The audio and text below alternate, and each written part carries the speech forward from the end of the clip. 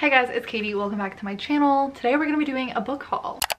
This is definitely my first book haul of 2021 and my first book haul, and I don't even know how long. Genuinely no idea last time I posted one of these, but I'm super excited to show you the books that I got today. My book buying habits have drastically changed over the years, where I read most of my books through audiobooks, ebooks, library books, and then I don't buy something unless I absolutely love them. So this haul, like half of it I've already read and I loved the book so much that I wanted a print copy, and then the other half I'm pretty certain I'm gonna love, so I felt confident buying a copy. So yeah, I'll have all of the books linked down below in the description if you want to go check them out, but without further ado, let's just get straight into the book haul. So the first one is kind of cheating, but I got my first finished copy of my own book in the mail today. If you didn't know, this is my book called The Anti-Relationship Year. It's coming out next month, March 30th. It's a college new adult friends to lovers romance, and I'm just super stoked to have a final copy of it, and I want another opportunity to show it off, so I think it's super cute. I love it. This is the Barnes & Noble edition. You can pre-order it. All the links are down below. It's a companion to my first novel, The Anti-Virginity Pact, but they're standalones, so you could read either or. You could read them in whatever order. It really wouldn't matter. March 30th.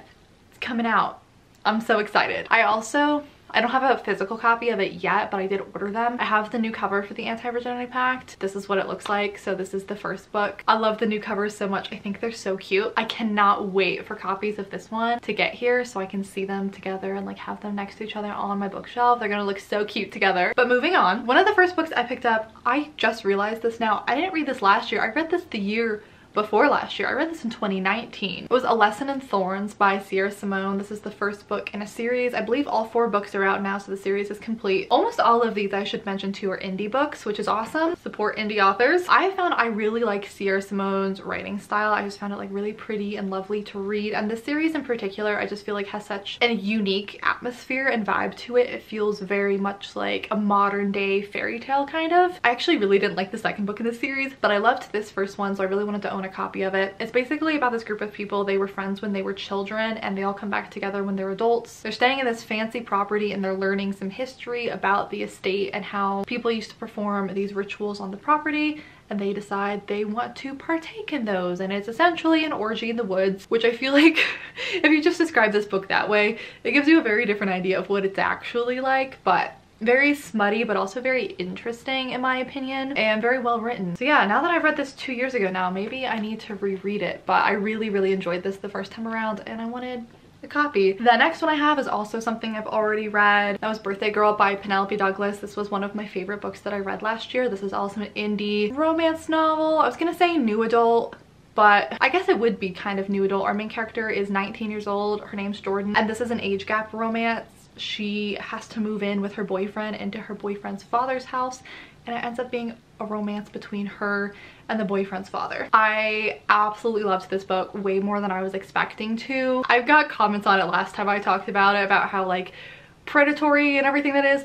Girl, we know it's a whole subgenre of romance. If you're not going to be into it, don't read it. I totally get it. In this case, I didn't find it predatory or creepy at all. I found it actually very realistic, and I really enjoyed the progression of their relationship. It was definitely more slow burn. I found it really believable, and I really enjoyed this. If you're someone who can't separate fiction from reality and that's really gonna bother you, wouldn't recommend her books in general, but if you're just looking for a steamy romance book and you like that trope, this was a really pleasant surprise for me. It's quite chunky for a romance book, I will say. I found the character development to be so well done. Like I said, super believable, and I love my slow burns, so this was fantastic. Because of that, I decided to pick up another book by this author. I picked up Credence. I've heard some interesting things about this book. I've heard this to be like the most out there of her books. Most people said that her standalones were better than her series, so I decided to stick with the standalones for now. This one, I believe there's like 3 different love interests, and you don't know which one she's gonna pick till the end, and they're all related.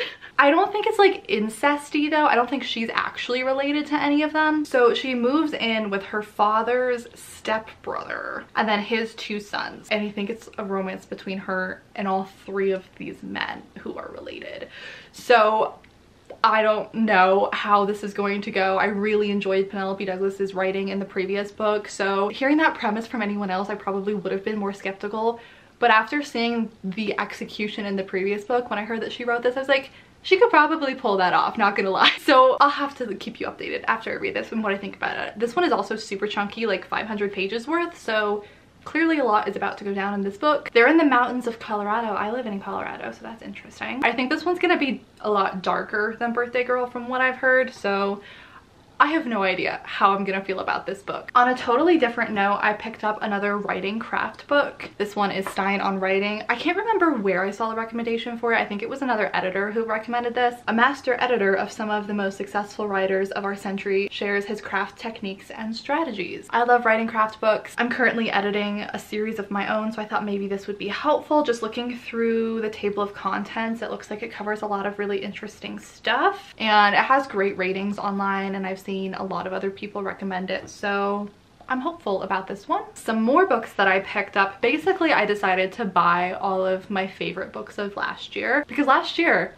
amazingly, I think partly because we were in the middle of a pandemic and I wasn't like going out and shopping for books or anything, I didn't buy like any books last year unless they were sent to me by the company or the publisher. I didn't acquire like any new books last year, so all of my favorite books I don't own this year, which was new to me. So I picked up Tell Me Lies by Carla Levering. If you were around on my channel last year, I talked about this book a ton. This was definitely one of my most memorable books of last year, so I needed a copy. This one is a new adult sort of coming of age book. Actually, this book partly inspired my book, The Anti-Relationship Year, which is coming out next month.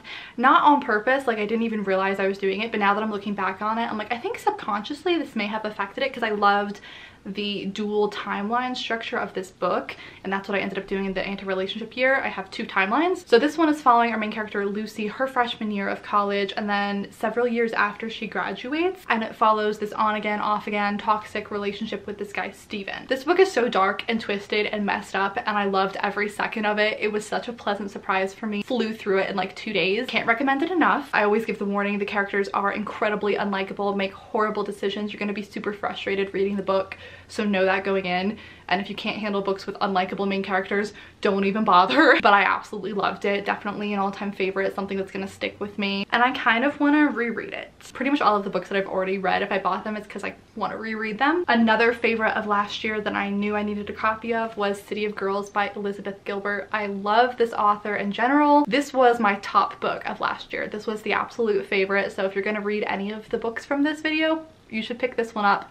It's a bit of a hefty one. It's kind of historical fiction. It's set in the 1940s in New York City. We're following our main character Vivian basically throughout her entire life, from when she fails out of college when she's like 19. She becomes a party girl in New York City, befriends all of these showgirls. We're going through the wars and basically her entire life until she's like 90. And so this book is actually set up in such a way where she's like telling us this story in the form of writing a letter to somebody else. Would highly recommend the audiobook. That's the way that I listened to this the first time around. But I love Elizabeth Gilbert's writing so much that I wanted a physical copy. So if I ever do reread it, I want to like actually read it for myself, because I just feel like I notice writing more when I'm physically reading than listening to an audiobook. This is definitely a slower paced, character driven novel, but I absolutely love the character development in here and the different settings and the time period. Beautifully done, in my opinion. A fantastic book, my favorite read of last year. Okay, we got two more. So I picked up the bind-up for the Charlie Travesty serial. This was also one of my favorite things that I read last year. There are 4 parts in here, so this is the bind-up of all 4 parts, and I believe they're coming out with the second part of this serial this summer, so I'm really looking forward to that. I'm gonna have to reread it before that comes out. This is a vampire paranormal romance serial where our main character is a vampire princess who's been cast out by her family and trying to figure out how to survive. And it's a romance between her and a human, which is illegal, and also a vampire bounty hunter. Loved it. Fantastic, so much fun. This was co-written by Jesse Elliott and KJ Sutton, so because I enjoyed this so much, I decided to pick up Fortuna Sworn by KJ Sutton to try some of her books that she's done on her own.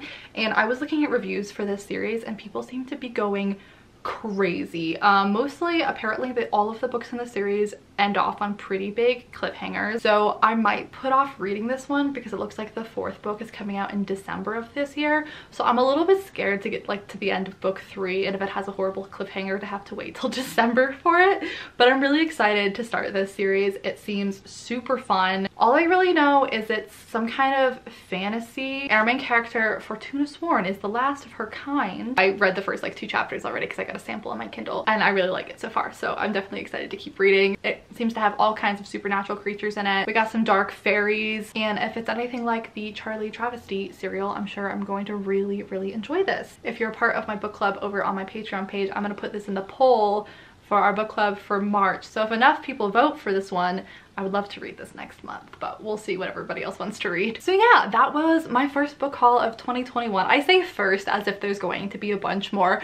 Probably not. I don't really do them that much on this channel anymore, but I would love to hear down below in the comments if you've read any of these books and what you thought of them. Let me know if you've picked up any exciting books lately. I'd love to hear about it. I've got links down below in my description for all kinds of stuff. You can pre-order my book, The Anti-Relationship Year. It's coming out next month. My cat is scratching. My camera's dying. The end of this video is a mess, but if you like this video, I'd appreciate it if you would give it a thumbs up. It helps out my channel a lot. Maybe subscribe and stick around if you're new, and I will just see you guys in another video very soon. Bye. So hit me.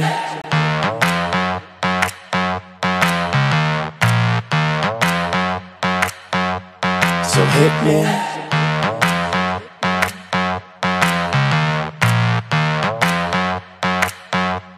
So hit me. First a confession. With you, I feel a connection. With